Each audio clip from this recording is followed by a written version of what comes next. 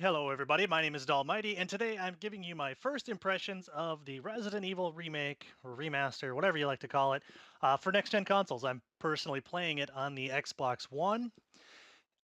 It's good. I mean, if you're a fan of the Resident Evil games, especially the original ones before they got all actiony and they were more of a slow grind type game, then you're really gonna love this. This is so fantastic. Holy shit! All right, well, right away. Oh, that's too funny.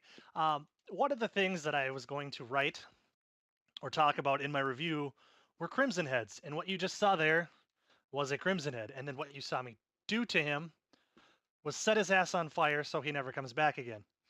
One of the it was just too perfectly timed. One of the things that makes this game a real bitch is if you don't burn zombies after you kill them. Oh fuck, there's another one. All right, 1 second here. There we go.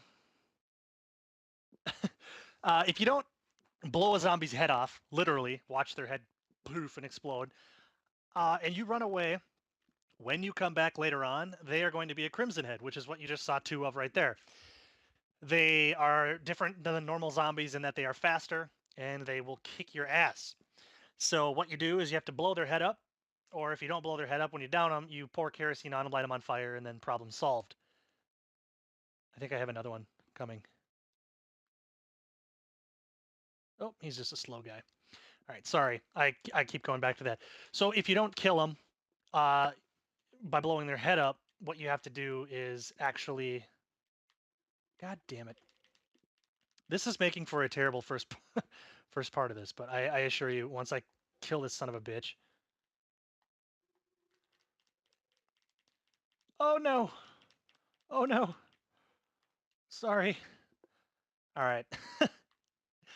Oh, this is no fun to watch. All right. Sorry again. Okay.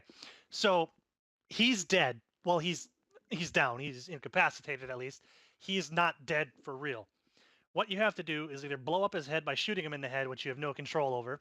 It's just kind of a random thing. It seems, see, if just pulling a number completely out of thin air, it seems about one every 15 will actually have their head blow up when you shoot them.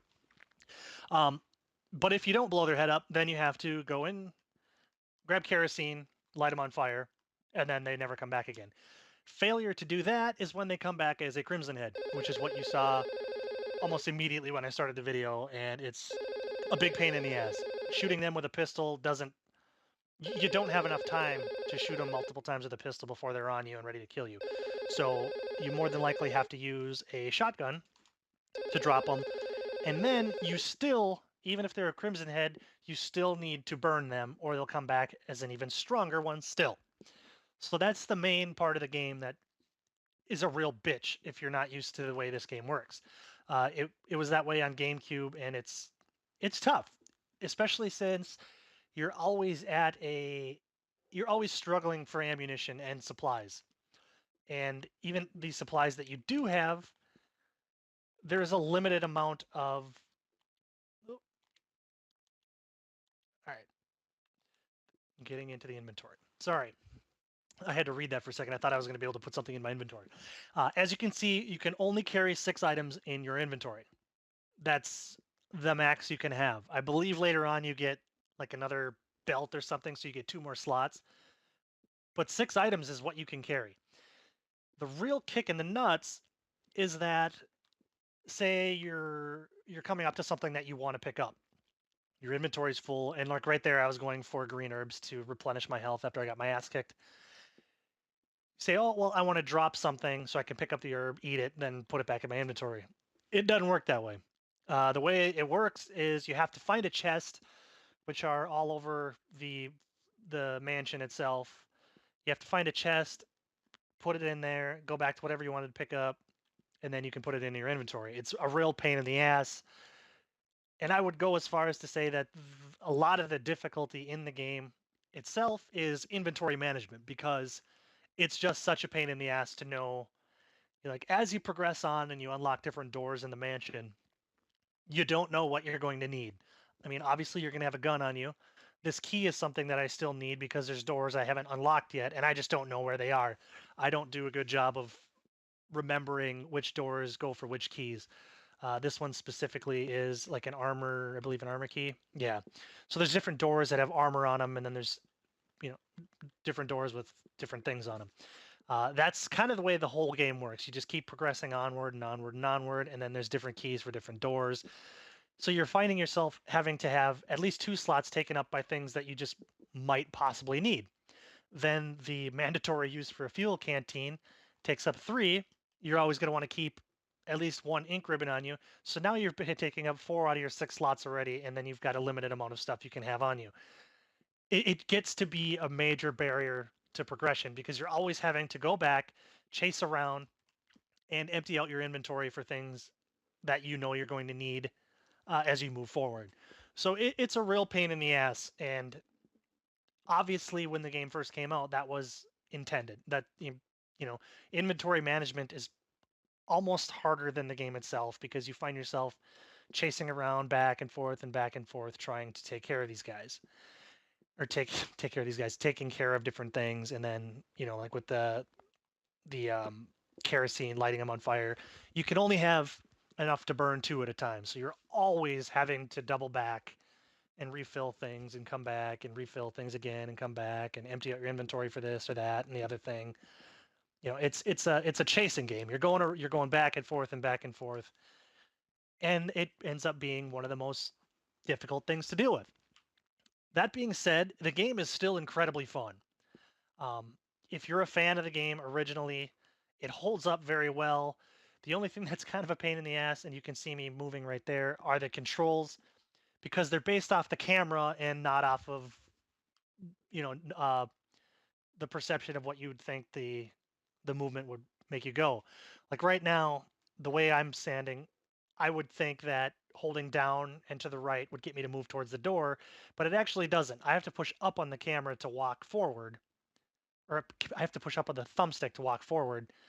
And it's regardless of which direction you're running, up is the way you're going. So you might be running towards the camera like directly, but holding up still gets you to go that way. If you're not a real big fan of the way that works, there is the alternate method. And I believe, if I remember right, that changes the way that the controls actually work so that whatever direction you're holding is the direction you're running.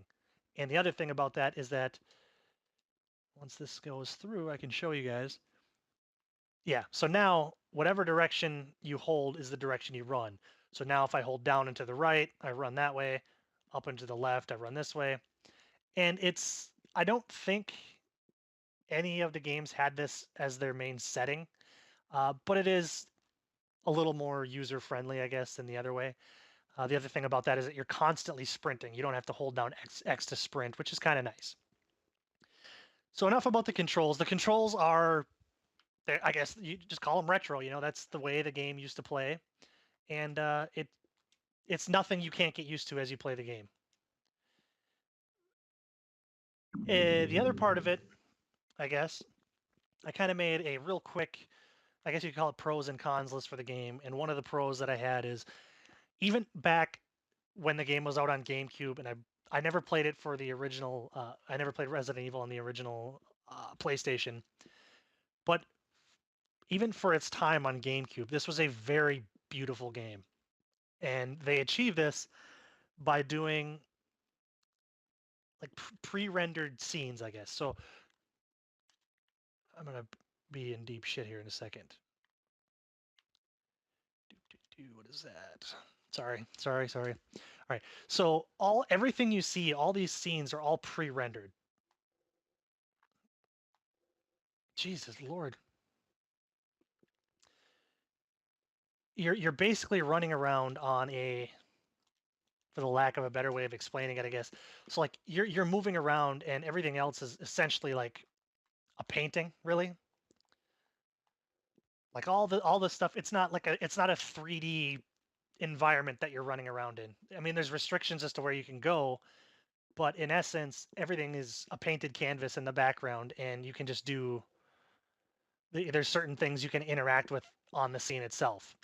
So even going back to the days of GameCube, and I would assume the original game on PlayStation was the exact same, when they do that, they can make a really beautiful environment and not need, you know, the graphical power that you would think that it needs to do something like that.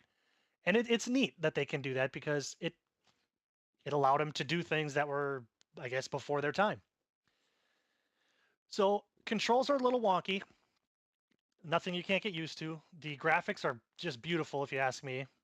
Even for, like I said, a retro game being ported to modern consoles. Um, and one of the things that I really appreciate about a game like this, and I always have, is that it really doesn't hold your hand. A lot of games nowadays, you know, you've got a tutorial that you go through, and it tells you everything you need to know. You know, you've got indicators saying, "Oh, there's this is over here. Beware of this," and it just really holds your hand through and through. This doesn't do that. There's no radar. There's not even a HUD. You don't even know how much ammunition you have, short of actually going in here and looking. It's a very,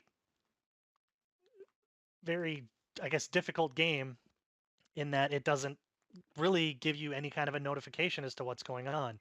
And I actually appreciate that a lot because it makes the game more difficult.